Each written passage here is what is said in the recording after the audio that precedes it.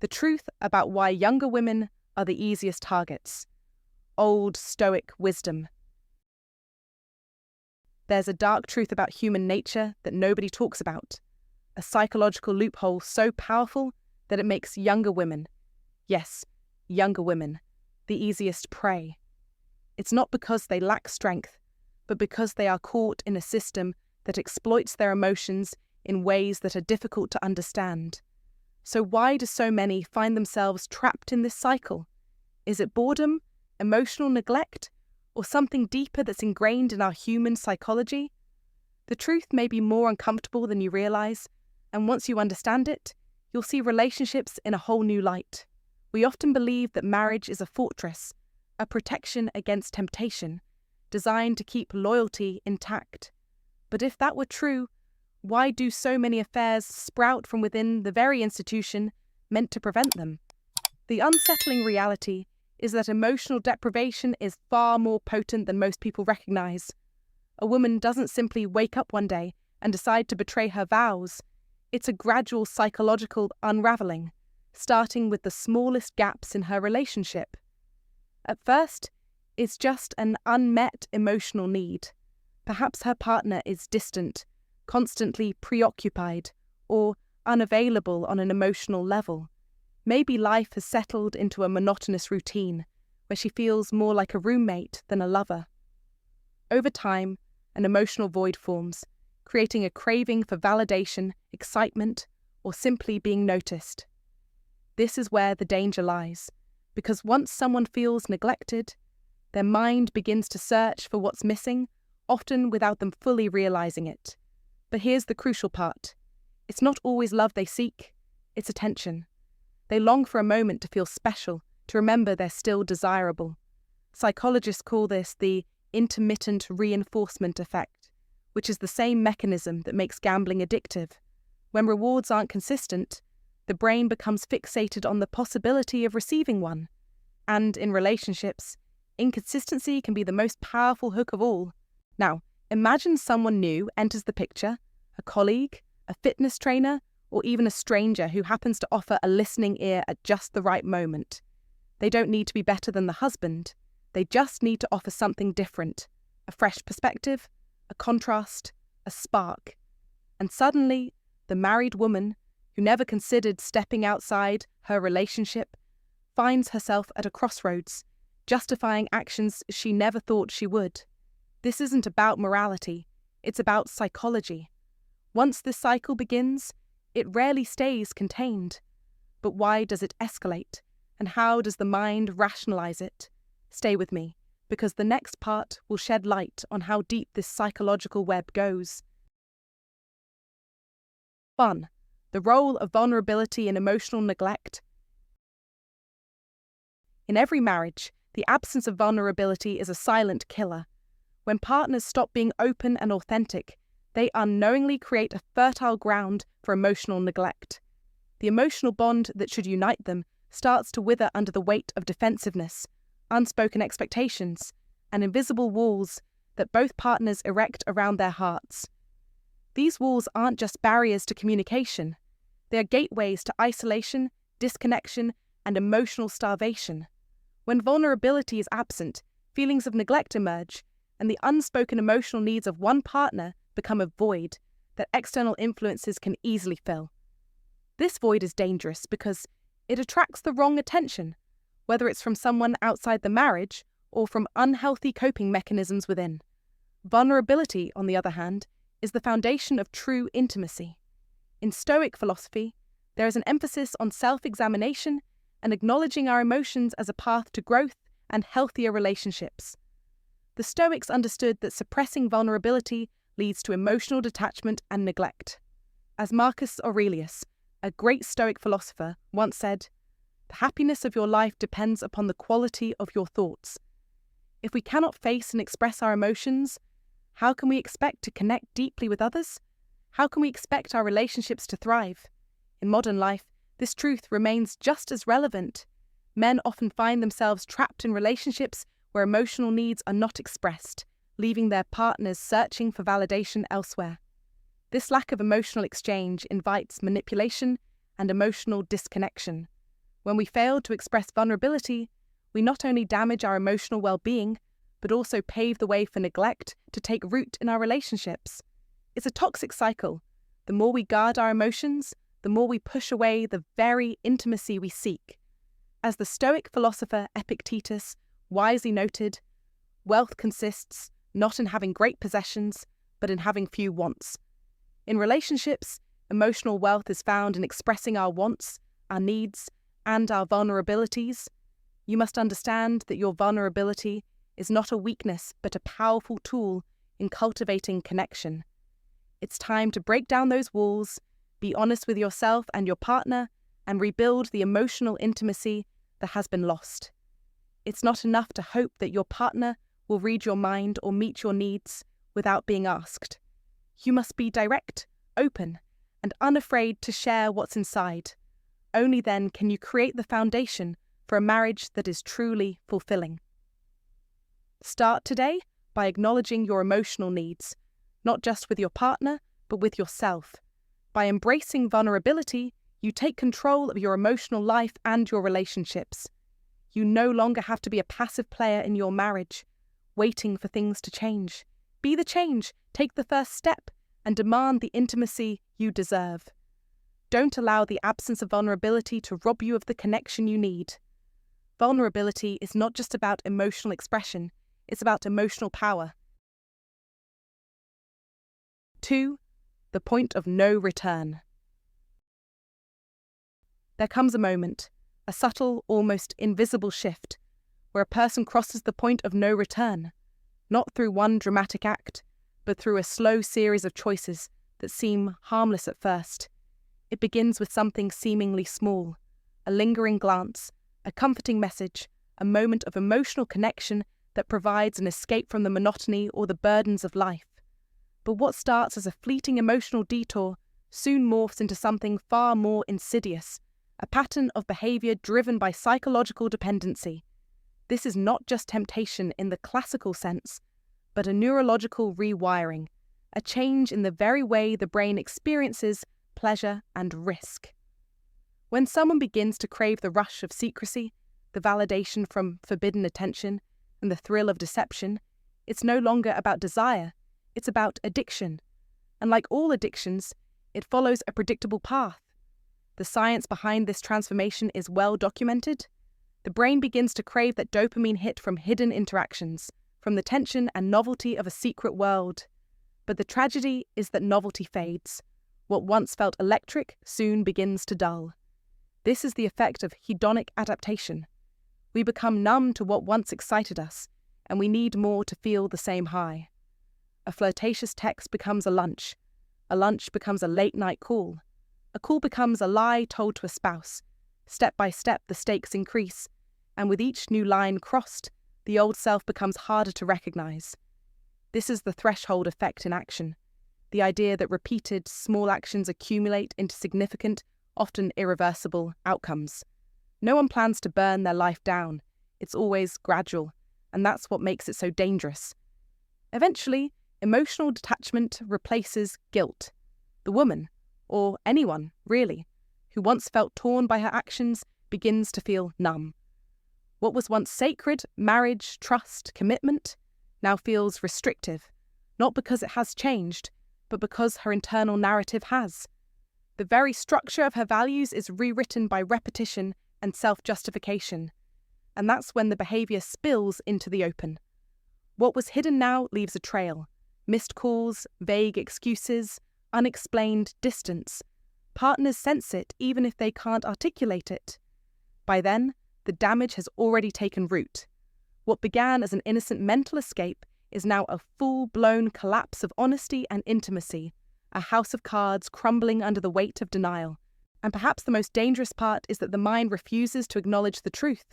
We double down, not because we're proud of our choices, but because of loss aversion, the psychological instinct to avoid accepting loss, even when continuing forward causes greater harm. Admitting we were wrong feels more painful than clinging to the illusion.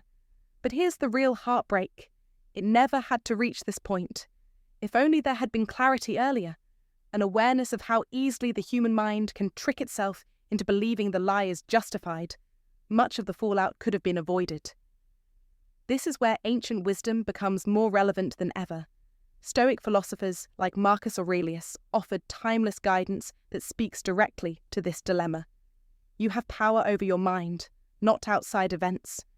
Realize this, and you will find strength. The path to peace lies not in resisting temptation when it's already at your door, but in preparing your mind so it never opens that door in the first place. It is not weakness to set boundaries, it is wisdom. The strongest men are not those who claim immunity to desire, but those who acknowledge their susceptibility and guard against it. In modern life, where distractions are constant, connections are instantaneous, and validation is a click away, this kind of vigilance is more important than ever. So ask yourself honestly, are your emotions serving you, or are they subtly steering you toward a future you'll regret? Are you reacting out of loneliness, boredom, or unspoken pain? Because once you recognize these patterns and name them for what they are, you regain control. That is where true power lies, in forethought, in discipline, and in the humility to know that the fall doesn't come from weakness, but from a lack of self-awareness. And if you felt the weight of this message, drop a comment right now. I guard my mind because temptation begins in silence. Let's flood the feed with self-mastery and strength. 3. Psychological justification and escalation. How it progresses over time. It always starts small, a conversation that feels a little too engaging, a laugh that lingers a second longer, a text message that carries a subtle thrill. At first, it seems innocent, just a connection between two people. But here's where the real danger lies. The human mind is an expert at justification. Enter the psychological phenomenon known as cognitive dissonance, the uncomfortable mental tension we feel when our actions don't align with our beliefs. Imagine this. A married woman who views herself as loyal and committed starts engaging in behavior that contradicts those values. To ease the discomfort of this internal conflict, her mind begins to rationalize. She might think, it's just a conversation, nothing serious. I deserve to feel appreciated. If only my husband gave me the attention I crave, this wouldn't be happening. In this moment, she starts shifting the blame away from her actions and onto what she perceives as the lack in her relationship. This subtle shift allows her to distance herself psychologically from the commitment she once had. As this rationalization grows, so does the intensity of her desire for this forbidden connection. This is where the forbidden fruit effect comes into play. The idea that what is restricted, what feels off-limits, becomes more desirable. The more someone feels that something is not meant for them, the stronger the attraction becomes. Secrecy, in its most seductive form, becomes intoxicating. A simple, good morning text now carries a sense of weight, and a glance from across the room feels electrified with meaning. As her brain fills with dopamine, the very same chemical responsible for addiction, the emotional high she experiences becomes a craving, drawing her in deeper. Now, the equation shifts. Emotional deprivation, combined with the justification of her actions and the thrill of secrecy, creates a dangerous, irreversible path. What once seemed like an innocent interaction has now morphed into psychological dependence. She's no longer thinking about the consequences or the morality of her actions. She's consumed by the need to experience the next emotional high. Her mind has become addicted to the emotional stimulation, and at this point, it's no longer about right or wrong. It's about feeling something that she believes she deserves. But here's where the situation takes an even darker turn. Self-serving bias enters the picture. This is a psychological concept where people interpret events in a way that benefits their own desires. In this case, the woman convinces herself that her marriage was already broken before this affair began.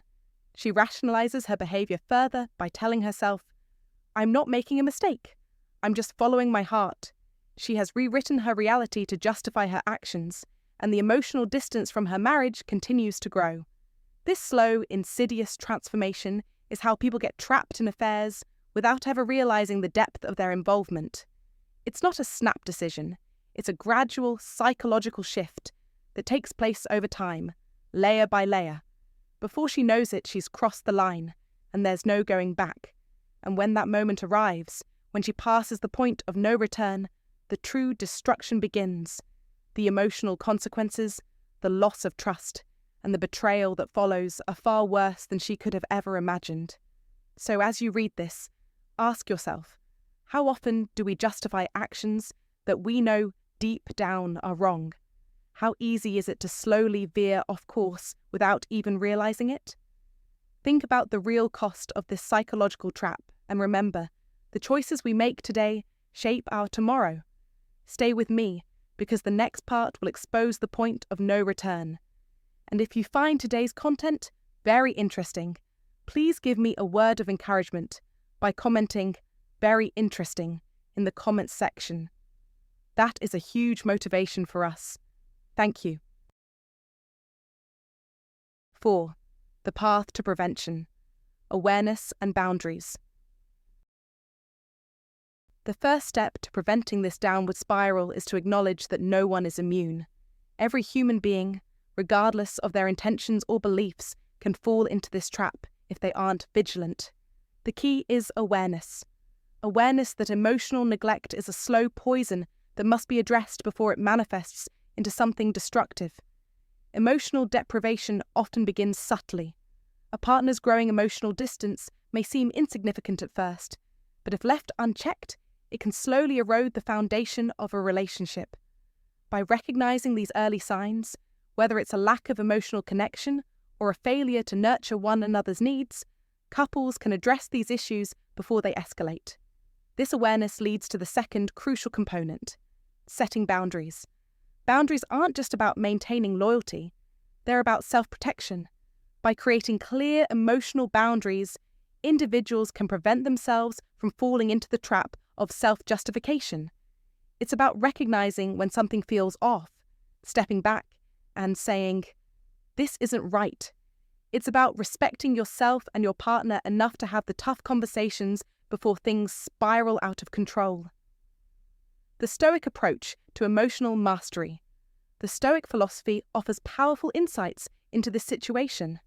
Marcus Aurelius, one of the most renowned Stoic philosophers, taught that our emotions are not to be controlled by external circumstances, but by our internal responses.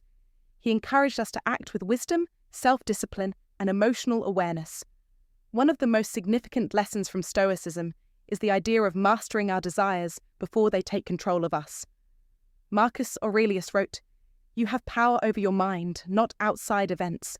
Realize this, and you will find strength." By internalizing this principle, we can avoid the destructive cycle of seeking external validation or emotional excitement from sources outside our relationships. Instead of seeking emotional fulfillment in places that can harm us or our loved ones, Stoicism teaches us to turn inward. We are responsible for our emotional well-being. We must learn to cultivate self-sufficiency and self-respect before we can expect these qualities in others. This is the foundation of healthy relationships, being emotionally whole on our own before seeking emotional connection with another person. Reflection and self-examination. As you read this, ask yourself, are you truly in control of your emotions? Are your desires guiding you, or are you guiding your desires? Have you set boundaries in your relationships that ensure mutual respect and emotional fulfillment? In relationships, emotional neglect is often a slow, insidious process. If we don't pay attention, it can lead to devastating consequences. But by staying aware of our own emotional needs and the needs of our partners, we can prevent this erosion from taking root. By setting clear boundaries and taking responsibility for our emotional well-being, we can break free from the cycle before it even begins. This awareness isn't just for married individuals, it's for anyone who values emotional integrity in their relationships. By learning to navigate our emotions with wisdom and self-control, we can avoid the pitfalls that so many fall into. We can build relationships that are healthy, fulfilling, and grounded in mutual respect and understanding. The real power in relationships. True power in relationships doesn't come from manipulation or control. It comes from mutual understanding, emotional self-sufficiency, and the ability to communicate honestly.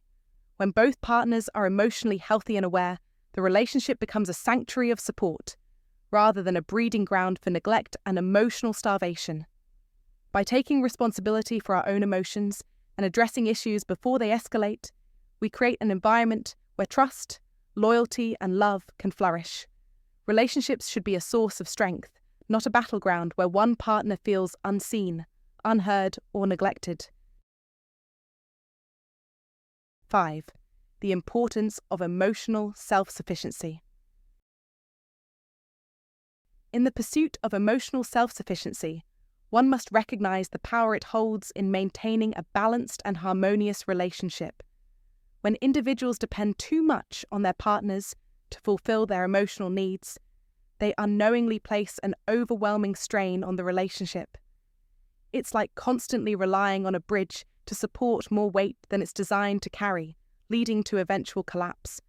A relationship built on such dependency can quickly turn toxic, where one partner feels emotionally drained, while the other feels isolated and neglected. In Stoic philosophy, emotional self-sufficiency is not merely a concept, but a practice that allows you to be emotionally whole and balanced, independent of external validation. It's the wisdom to find inner peace, stability, and happiness without depending on someone else to provide it for you. Marcus Aurelius, a revered Stoic, once said, "The happiness of your life depends upon the quality of your thoughts." This speaks to the core of emotional self-sufficiency, creating your emotional equilibrium and self-worth internally, rather than tethering it to the fluctuating moods and actions of others. When both partners embrace this mindset, they cultivate a relationship built on strength and mutual support rather than depletion. Imagine two individuals coming together as two complete, solid pillars, not leaning on each other for survival, but standing side by side to create something more resilient. This dynamic fosters growth, self-awareness, and emotional resilience, which are essential elements for nurturing a healthy and thriving relationship. Think of it as the foundation of a sturdy house. Without it, everything else is bound to crumble. The strength of a relationship lies not in how much you rely on each other, but in how much you both bring to the table as emotionally whole individuals. So, before you enter a relationship, focus on cultivating your emotional self-sufficiency. Be the master of your own happiness, and remember that emotional fulfillment starts from within. As you do this, you'll find that when you come together with someone, it's not about filling a void, but about adding to each other's lives in a way that creates lasting love and respect. Relationships thrive not on dependency, but on mutual independence and emotional strength. It's time to build a relationship based on the foundation of self-sufficiency, where each person brings their best self forward. As you embark on this journey, think of this. What you do today can improve all your tomorrows. Begin today with the mindset of self-sufficiency and watch as your emotional landscape transforms, bringing greater harmony not only within yourself, but also in your relationships. If you're done building bridges that break under pressure, be the pillar instead. Emotional self-sufficiency isn't just Stoic wisdom. It's the foundation of powerful relationships and unstoppable personal growth. And if you believe in building love from strength, not need, comment this below right now. I am whole before I give. 6. The illusion of emotional rescue. Why saving someone rarely ends well. There's a certain allure to stepping into someone's life and playing the hero, especially when that someone is a younger woman caught in what appears to be a loveless, neglected relationship. For many men, particularly those between the ages of 35 and 70, who've seen a few cycles of life and relationships, this rescuer role can feel noble, purposeful, even romantic. It whispers to the ego, strokes the masculine instinct to protect, and gives rise to the fantasy that your attention, wisdom, and affection can be the very thing that saves her from her emotional abyss. But herein lies the trap. As ancient Stoic wisdom reminds us, and as Marcus Aurelius once said, do not waste what remains of your life in speculating about your neighbours. It is not for you to direct others' lives. This savior complex is not about strength or maturity, it's about illusion.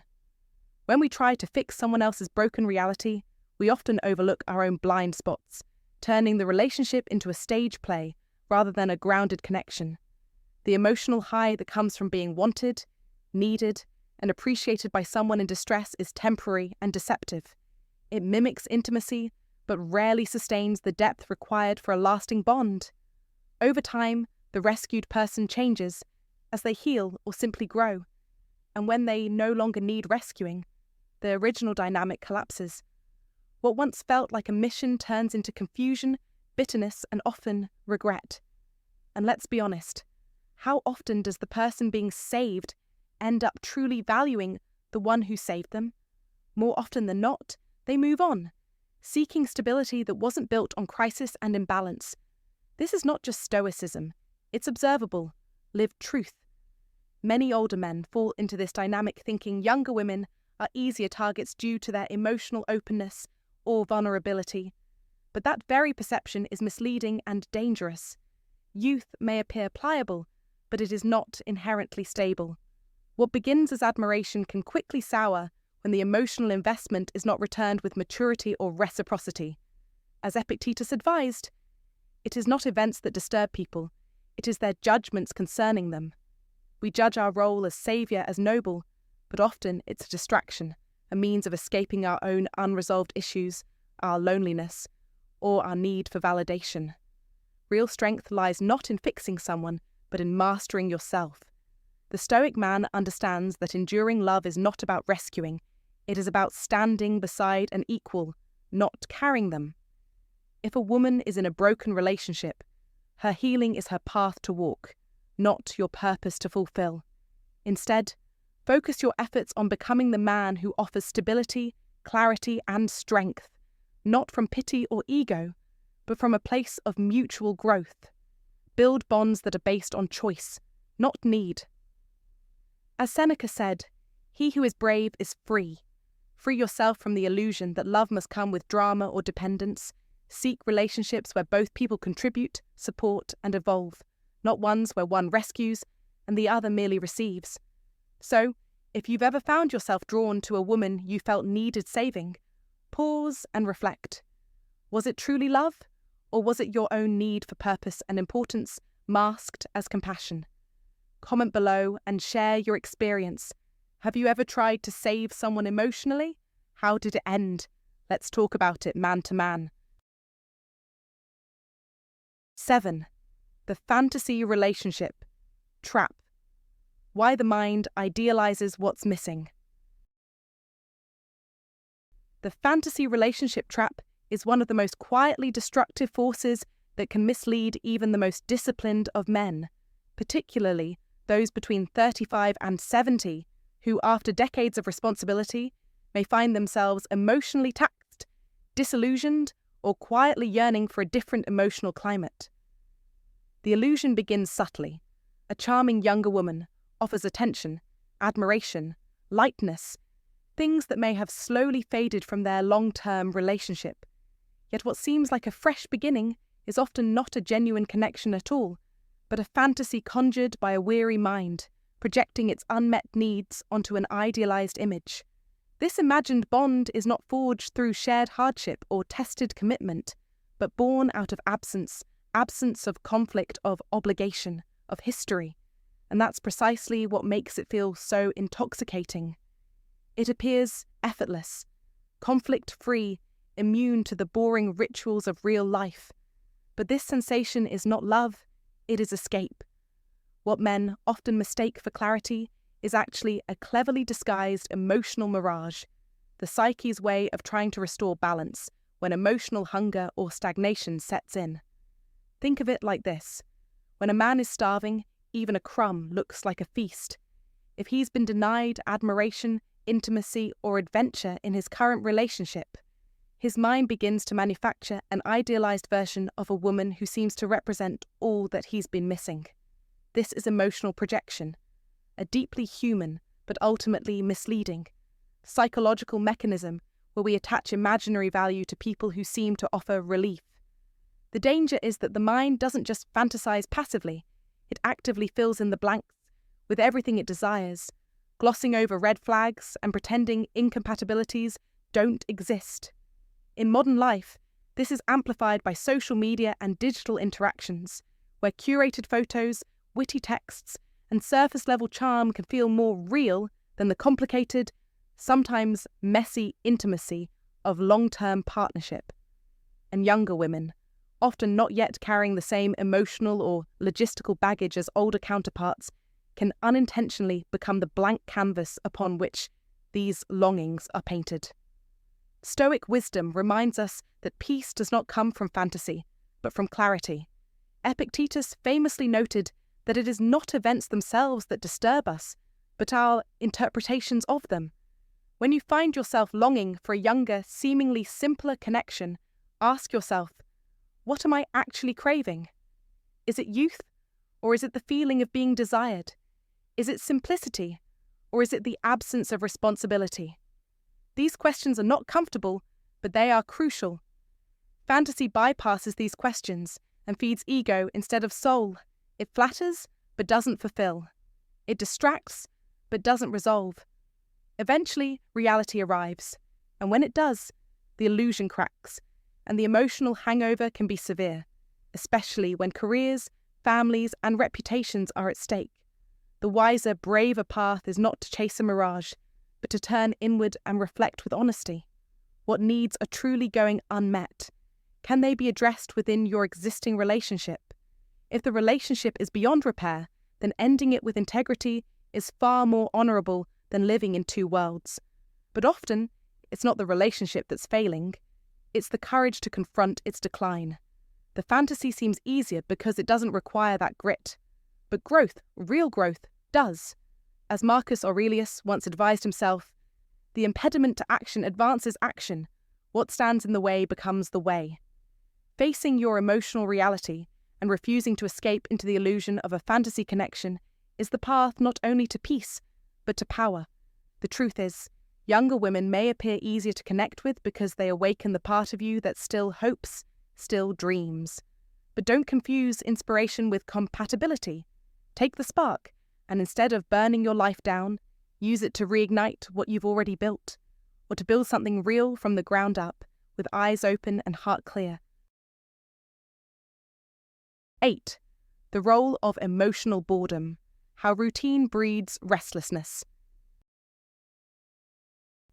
Emotional boredom stands as one of the most subtle yet dangerous threats to long-term relationships, often creeping in without notice.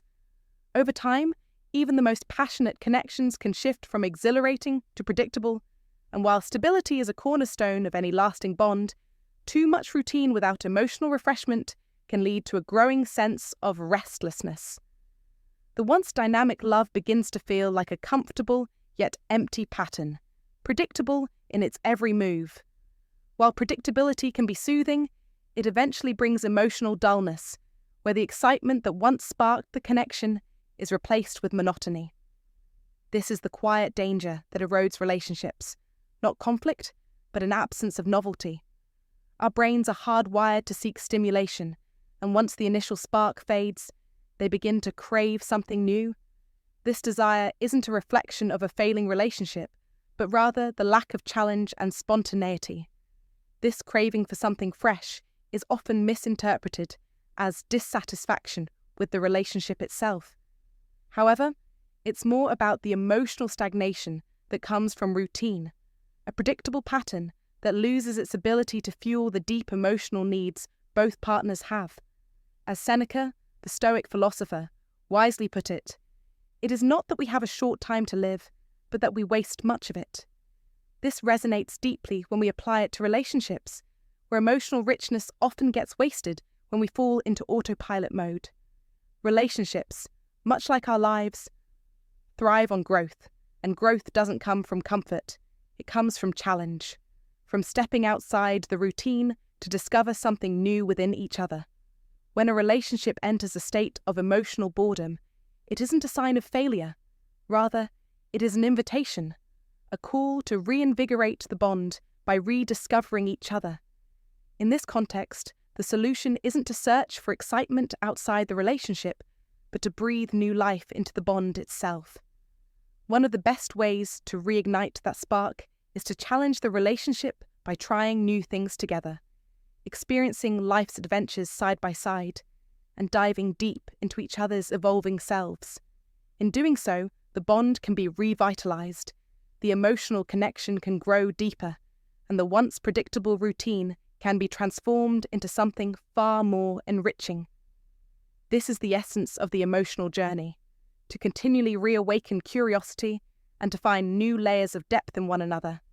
It's a challenge that, while daunting at times, leads to an emotional intimacy far greater than what routine can ever provide. So instead of seeking external distractions, turn inward, dare to reinvent your relationship. It's not the absence of conflict that defines a fulfilling relationship. It's the refusal to let boredom and routine erode the emotional connection. The Stoic wisdom of embracing challenge holds true here, as it always has. To experience growth, one must embrace the discomfort of reinvention, not the safety of monotony. Hey there, my friend. Before we wrap up, let me leave you with one final thought. Emotional deprivation can sneak up on you. At first, it may feel like a harmless, small issue, but unchecked, it can cause lasting harm. So take a moment today to examine your relationships, stay aware of the signs of emotional neglect, and set clear boundaries to protect yourself. Remember, your mind can trick you into thinking that small mistakes or lapses in judgment don't matter, but in reality, they can grow into something much bigger if left unaddressed. So, stay vigilant and take control of your emotional well-being. By practicing emotional self-mastery and being aware of the subtle signs of manipulation, you can create stronger, healthier relationships and avoid falling into emotional traps. You've got this. Thanks for tuning in. Stay wise and keep learning. See you in the next video.